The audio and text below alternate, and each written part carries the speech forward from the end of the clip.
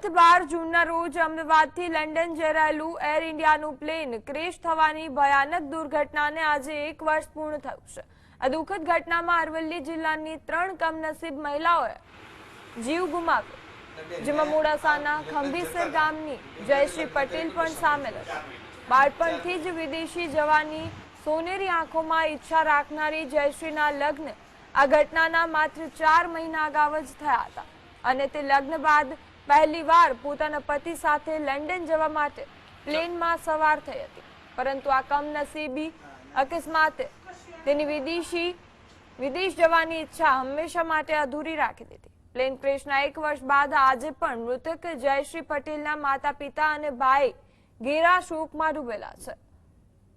સમગ્ર વર્ષ દરમિયાન જયશ્રીના સંસ્મરણો અને તેની યાદોને તાજી કરીને રડી રહેલા પરિવાર સમક્ષ પોતાની કાળજુ કંપાવી દે તેવી વેદના વ્યક્ત કરી।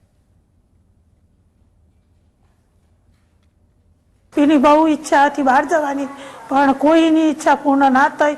એને બહુ પૈસા ખર્ચી, બહુ લેરથી એને પરણાવી, એના ભાઈને આગળ લાવવો તો એનું દુઃખ પૂરું ના થયું અને બહુ કોક આવ્યો અવસર આવે, કોક આવે એટલે અમને બહુ દુઃખ થાય છે માતા તરીકે, પણ અમે કોઈ લાગણી પૂરી કરી તો નથી।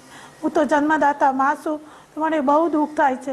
પ્લેન ક્રેશ તો થોડી જ સમયમાં થઈ ગયું, પણ શું કરીએ અમે?